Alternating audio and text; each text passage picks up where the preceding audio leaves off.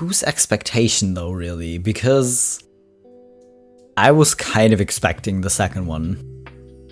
Because this is me, or this was me, before I even really was diagnosed or anything, after dealing with anything, of just throwing myself face first onto the bed and like groaning into the mattress, basically.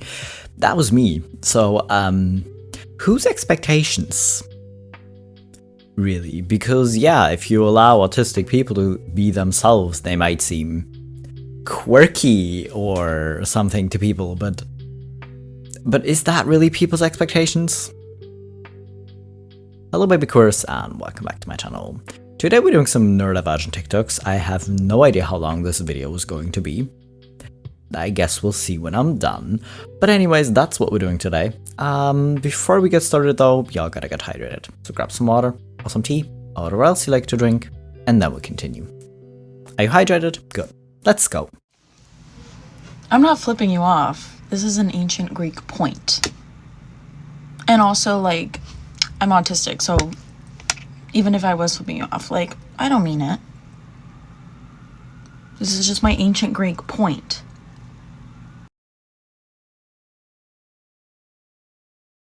Like, the funny thing is, you will find autistic people that are actually obsessed. Like, whose special interest is ancient Greek. Who will be able to tell you exactly what is and isn't an ancient Greek hand signal or anything. You will find those people. But then again, the only thing good that came out of this whole situation is all the autistic people making fun of it and just being like, well, my autism never made me be a freaking Nazi. So, you know, it might not be the tism that you can blame. Really, you know? And really, this is no good for anyone.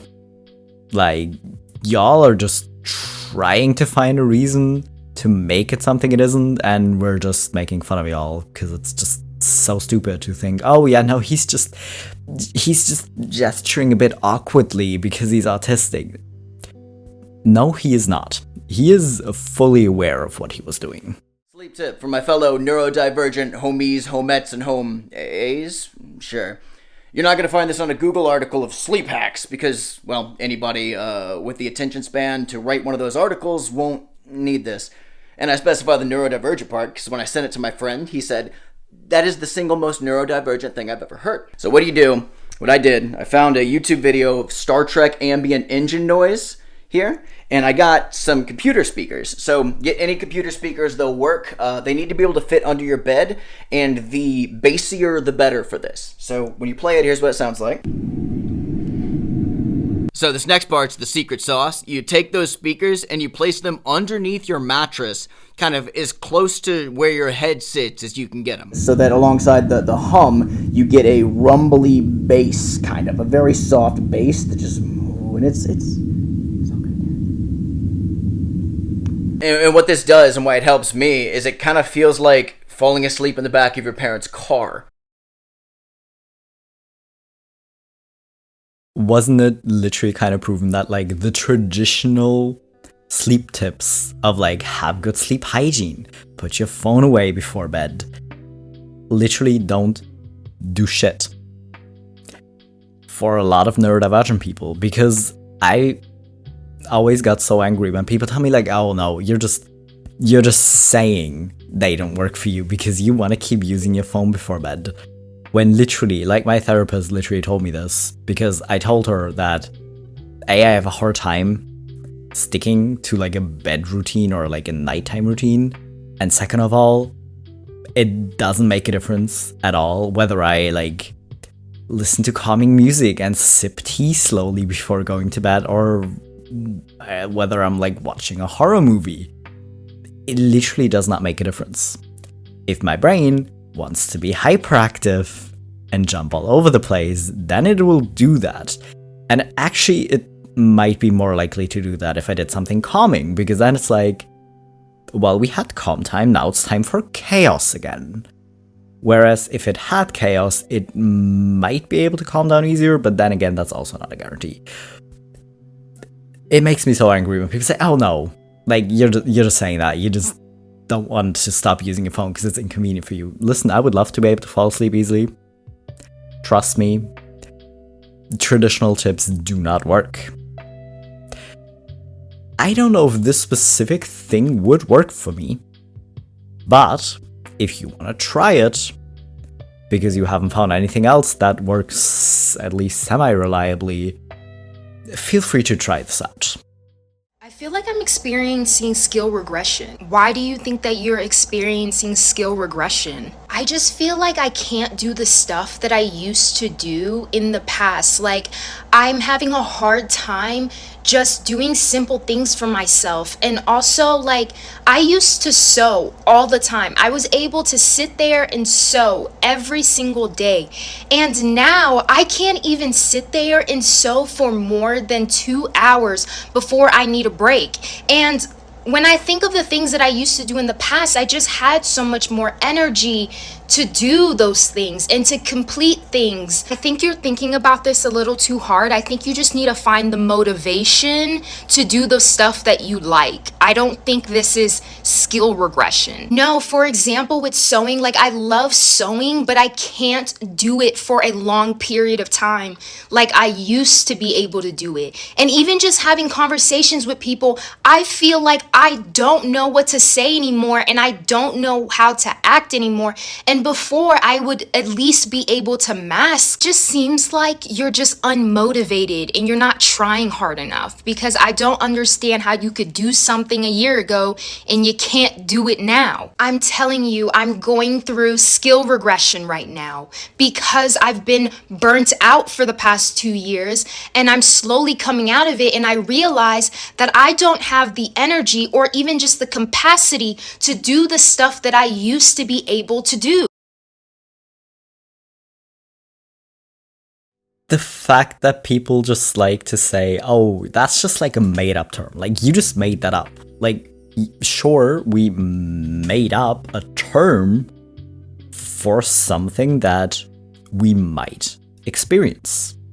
But just because we made up a term for it doesn't mean the actual thing, like the actual thing that is happening in your brain, is any less real.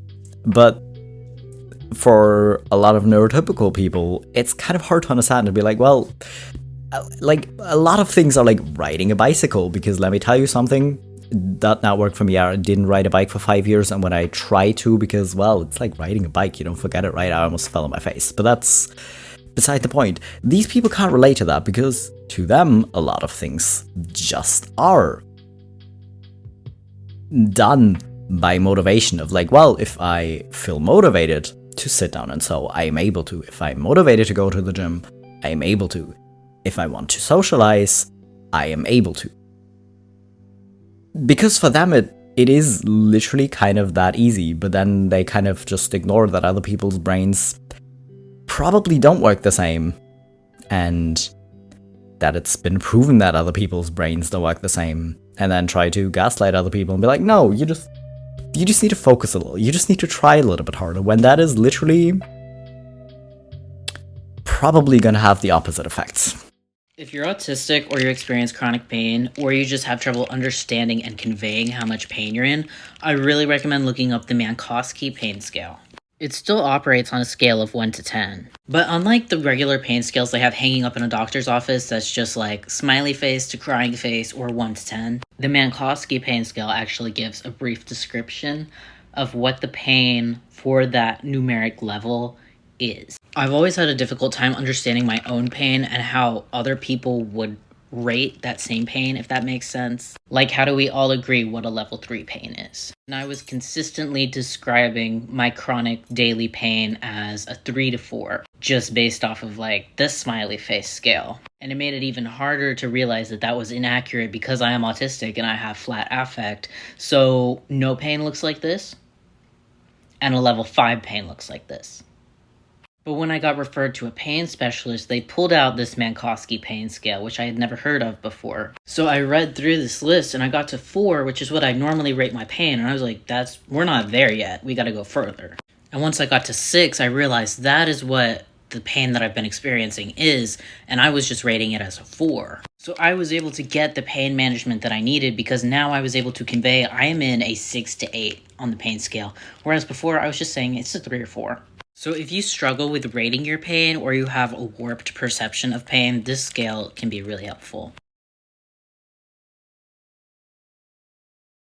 Honestly, just included this because I honestly also never heard of this pain scale.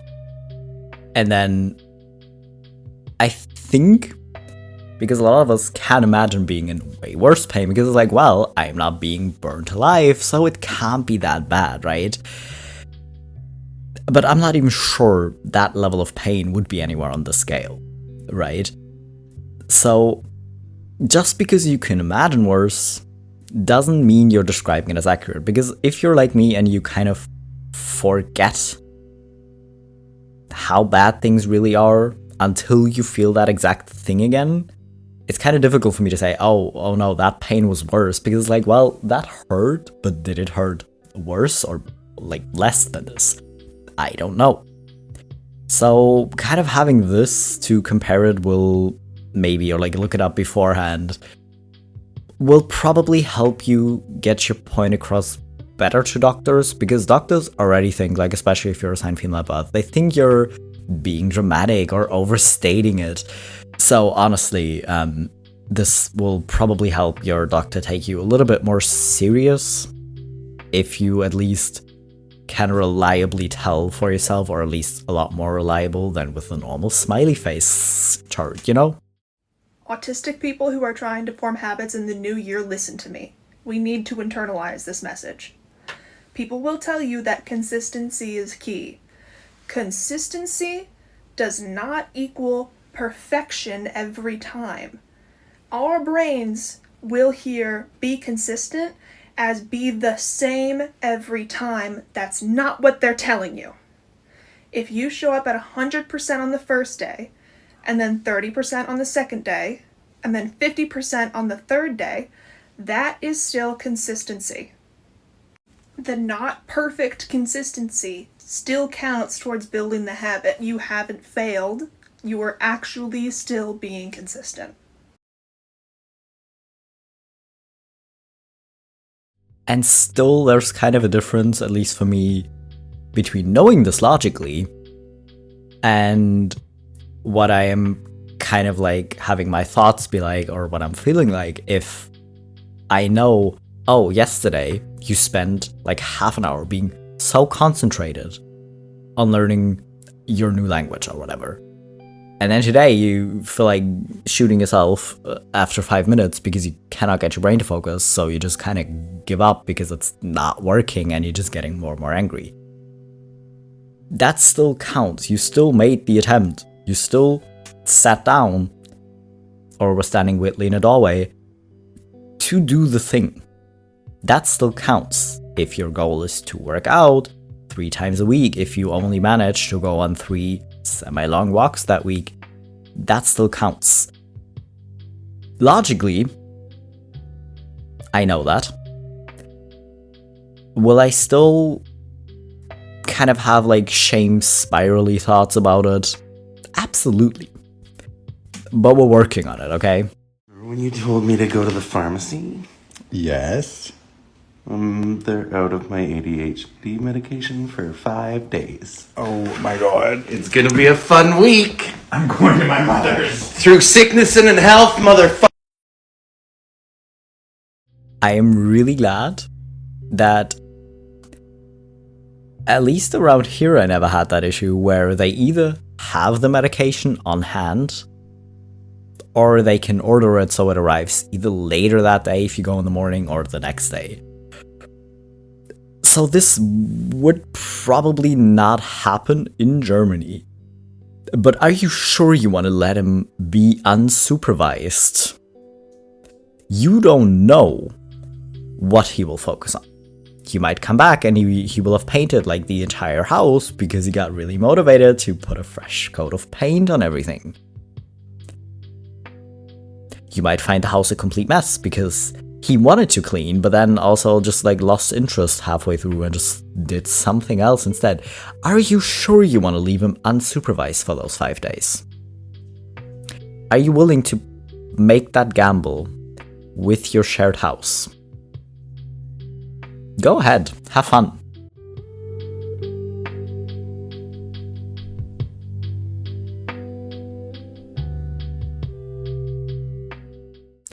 I don't know if this person was actually neurodivergent, because I think neurotypical people will also get distracted enough for this, where they like think about what they want to reply back and then don't.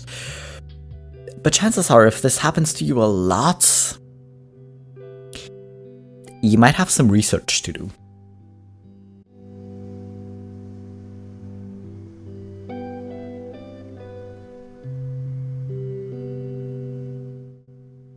What do you mean too supportive? Also, am I just getting deja vu, or did I actually include this video before? I have no idea. But what do you mean too supportive? Can this actually be too supportive? Because this is just really sweet. I mean, you had the space to set another place for your teddy bear. Why would that be too supportive? Come on. If you are neurodivergent, stop scrolling because I need your opinion on this. It has come to my knowledge that all neurodivergent people write the same. And if that's the case, how's that callus on your finger doing? The one that you press the pencil into when you write? And apparently not only do we hold the pencil the same way, but we also have the same kind of writing. Okay, for example, apparently you're supposed to hold the pencil with this kind of grip. It's called a tripod grip. It's with these 3 fingers. I could not imagine writing like that. I write by putting my thumb in the middle, putting my 2 fingers on top like this, and putting this finger underneath, and that is the way that I write. And we apparently all write in a mixture of printing and cursive. This is how I write my name. Taking it a step further, there's apparently similarities in the way that we even approach the paper. I mean, it's not an exact science. I've just heard this on TikTok. Rather than having the paper straight at like a 90-degree and writing like this, neurodivergent people typically turn the paper almost 90 degrees, set up to write. And I at least know for myself, if I'm writing like this. Like I'm close to the paper, hunchback, I'm locked in. Please confirm this in the comments. It is for science. This brought back too many memories of preschool and even like 5th or 6th grade, because my teachers probably didn't even really care, except for the fact that they said I wrote too messily and that I originally kind of refused to learn cursive because I was like, well, I can already write, like why would I let it? Now my writing is exactly like this. It's always like a mixture of like single letters and cursive, really, because like whatever's comfortable. If it's just like it's easier to flow. Yes, I did just get up and search for a pen because I wanted to see, but then my mom would always like give me trouble for holding the pen wrong, because she also said I had to hold it like this. But if I hold it like this, it would press on this finger and just make it hurt. And it was actually like kind of scrubbing open, really, if I held the pen like that, because I never held it like that. And then whenever I try to force myself to write like that, it would just like hurt. So I think I actually hold it more like this and not like her, like this. Like, how did she even, I don't even know how she held it. Like, I don't know. But yeah, sometimes when that finger starts hurting because I'm not used to writing a lot anymore, I also just kind of, you know. And as for the paper, that teachers actually kind of got a little bit upset because I like kept turning the paper to be like writing here, but then I'm like writing over here and just like kept turning the paper. Well, anyways, there was no need to call me out on my writing like this. Also,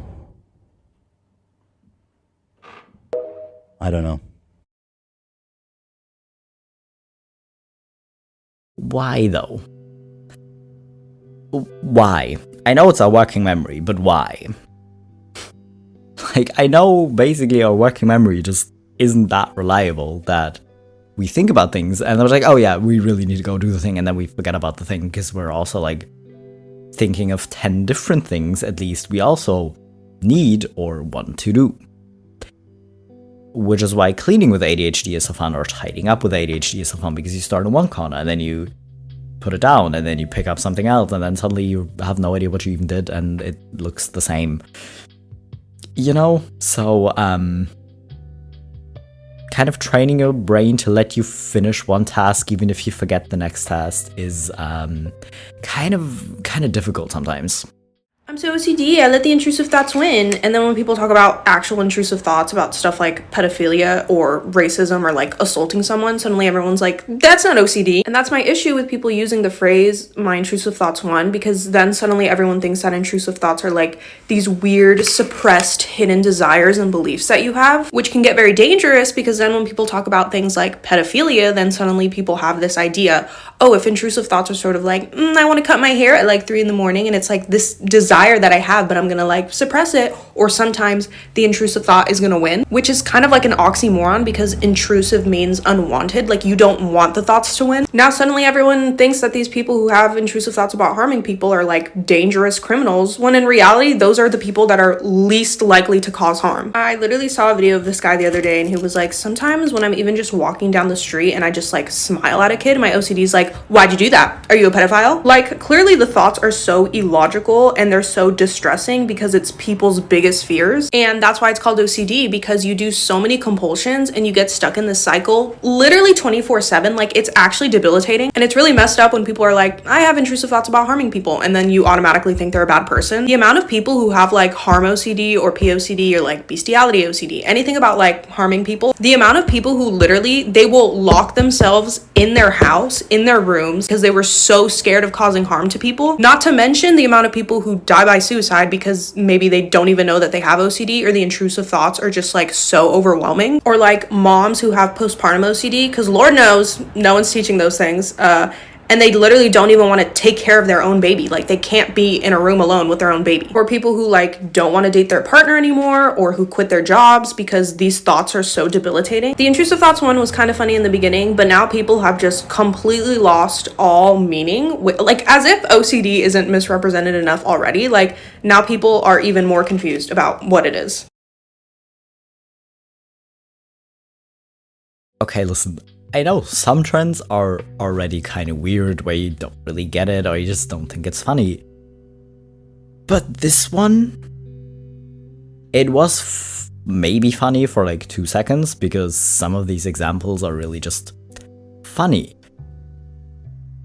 But that's before you think about the fact how wrong people are gonna take this. Like how much harsher people are gonna judge actual intrusive thoughts, because it's like, it's not of, oh, I am angry, I want to throw this mug because I'm just really angry, but I never just like randomly have this intrusive thought whenever I'm holding a mug of throwing it at people's heads or something. Or like the other things this person listed. People have literally lost all plot and all meaning of what intrusive should actually mean, and are just like normalizing it meaning dyeing their hair, or like impulse purchases of just like getting this idea stuck in your head that you really want to dye your hair, or that you really want this cute new outfit, or whatever these examples in this trend are. You know, like it's not that. That's just impulsive behavior, which is very different.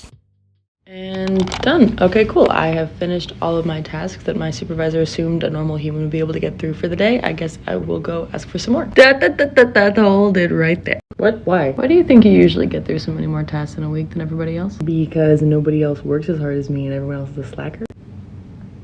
Because I assign my self-worth to my productivity and I'm used to putting others' needs before my own, so I see anybody with a work-life balance as somebody who's slacking off when really they're probably just making the healthy choices that I wish I could make for myself. And what's going to happen if you ask for more tasks? I'm going to establish expectations that I'm always going to be as productive as I am in my manic states, so then when I get into my depressed state, I'm never going to be able to take a break, and I'm always going to be on the edge of burnout, and I'm not going to know what to do. And because I'm low-key afraid of my own mind when it's idle, so I try to exhaust myself so I won't have enough energy to hurt myself. Do you have anything else you can use this time for? Any way to spend this energy maybe more productively? Yeah, I have all these technical and creative pursuits that I've been putting on the back burner because I don't respect my own interests and cares enough to give my time to them in the same way that I do everybody else's. Do you think working on those might not only improve your skills, but also your ability to respect yourself and your creativity? Perhaps. So are we gonna ask for more tasks? Nope. What are we gonna do instead? Take a lunch break for the first time in 6 months? And work an 8-hour workday for the first time in a year and a half? And make some art when I get home. That's my baby. Good talk.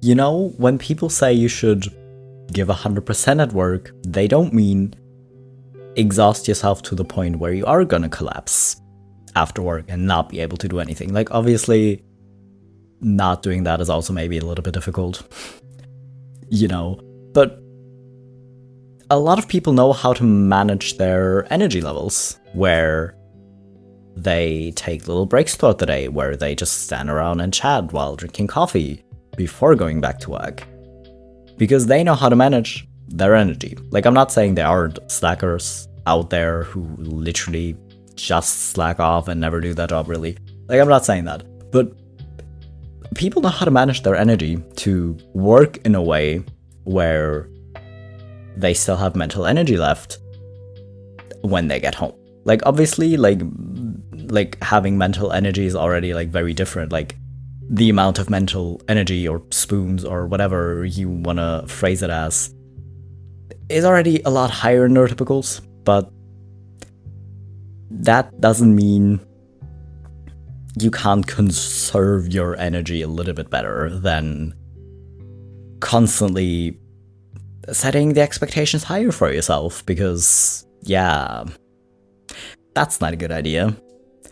And I think it's especially difficult if you're like working in offices, because then you might experience something similar to me, which is just like feeling that if other people like stand around and drink coffee, it's kind of okay, but as soon as you do it, you just feel guilty. Or if you're caught on your phone, even though realistically, you know, other people also sometimes pick up their phone and answer a few messages or whatever, but you just like feel guilty about it, and you're so scared to get into trouble, or just like, you know,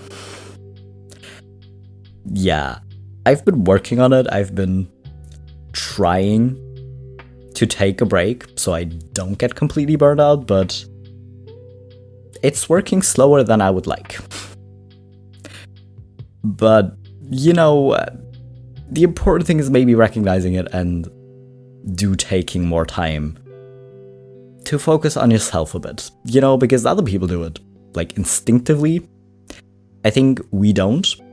So I think we should try to do it, you know, without it becoming like, oh, another thing I have to do, you know, kind of, you know what I mean. And this last video is fairly long, but it's pretty important, so I'm just gonna let it play. Dear autistic women, I would like you to gather around here, and I want to tell you a story, especially if you're late diagnosed, as most of us are, because we have always been taught that we were never included in the studies. We were taught that no one even considered that women could have autism, but I am here to tell you that, in fact, that is a lie. It was not that we were forgotten. In fact, we were erased. You see, in the Western world, we attribute the discovery of autism to two men, Dr. Leo Kramer and Dr. Hans Asperger, who discovered autism in 1943. But who you likely haven't heard of is the psychiatrist that was studying this almost 2 decades prior to their discovery, a psychiatrist by the name of Grunya Sukaireva. You see, this woman was cold. See, her work in 1924 was so accurate that it matches the current criteria for the DSM-5, which is our most current diagnostic manual, and we're just now recognizing her almost a century later. You see, she included both boys and girls in her studies, and what she realized that through all of these children, they each had a preference for being in their own inner world. She even described what we now know as spiky profiles in current days, stating the following. All 5 also showed a preference for their own inner world, yet each of them has their own peculiarities or talents. One was an extraordinary gifted violinist, but struggled socially. Another had an exceptional memory for numbers, but couldn't recognize faces. Yet another had imaginary friends who lived in the fireplace. You mean to tell me she knew about my imaginary friends? So you may be questioning, if this woman was so amazing and she did so many different things, then why am I just now hearing about it, especially from a random black woman on TikTok? Some of you may already know that it's probably because she was a woman, and you would be only half right. It was also because she was a Jew. In fact, if we want to get messy about it, some scholars actually believe that Dr. Hans and Dr. Asperger's had ties with Germany. And that was another reason why there would be no way that they could actually attribute their discoveries to a woman, especially not a Jewish one. Others believe that these ties to Germany were just a myth, and there was just no way that they could actually attribute their work to a woman because it would illegitimize it. So what did they do? They erased it. And this is why everything that I do for the women, the witches, and the autistics. Because we live in a world where our very existence is a threat. The fact that we enjoy living in our inner world, the fact that we're creative, and the fact that a lot of us are actually extremely intelligent is a threat to the very society that relies on us to just be robots. Being in your own world is actually very feminine because they would prefer for us to be in the physical one, grunting away day after day, 9 to 5. No time for play, no time for joy. And that just simply doesn't work, especially when you're trying to keep a working class up. That's why sharing our stories is radical. Because our stories are not considered in his story. You are a woman, neurodivergent, non-binary, and you're still at this point in the video, I encourage you to join Divergenthood. Because that's how I'm going to continue to share these stories and tips for how to actually unmask safely. Because this world is violent. Link in the bio. I think she actually said it perfectly. If you want to check out more of her videos, go ahead. I think a lot of them are actually on the longer side, which sometimes I do not have the attention span for. But I still think it's important. So go check her out, go give her a follow. And I'm not gonna add anything else to it because she makes her point well, you know? Anyways, that's all the TikToks we're gonna go through today. Some of them were calling me out, like the one with holding a pen or writing. Why do I do this to myself? I have no idea, but it's kind of hilarious sometimes because you ever think you have a unique experience and then you go online and you see other like neurodivergent people, it's just like, oh, no, actually maybe I don't. You know, that's kind of what it feels like a lot of the times to me watching videos by the neurodivergent people. But anyways, I hope you enjoyed it. I hope you feel equally called out, and I'll be back in a few days with my next video.